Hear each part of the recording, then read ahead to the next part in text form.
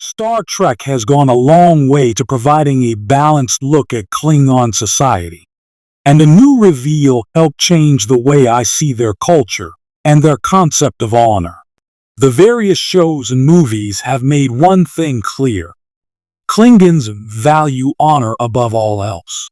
Losing honor is tantamount to death in Klingon society. But Star Trek Defiant #22 introduces a way to reclaim it. Star Trek Defiant #22 is written by Christopher Cantwell and drawn by Angel Unzueta. Alexander, who lost his honor during Day of Blood's climax, is undergoing the QV ritual to restore it. This ritual is divided into 3 intense parts, defined in the table below. The rite is brutal, and Alexander's success is not guaranteed. However, if he is successful, then he will regain his honor and it will be a hard-fought victory. In the first part of the rite, Alexander must fight 2 of his extended family members to the death. The Klingons have come a long way in the Star Trek universe. Introduced in the show's first season, in the episode Errand of Mercy, the Klingons were intended to be one of the primary antagonists of the peaceful and benevolent Federation. They were said to be bloodthirsty tyrants who lived to conquer and kill.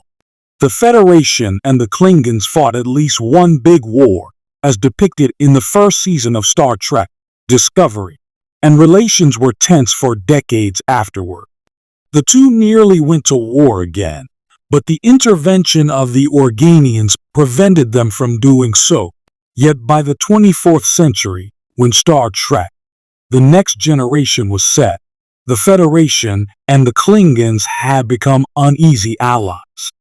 Fans tuning into the pilot episode, Encounter at Farpoint, were stunned to see a Klingon, Worf, serving on the bridge of the Enterprise, and one that was proud to declare himself a Starfleet officer.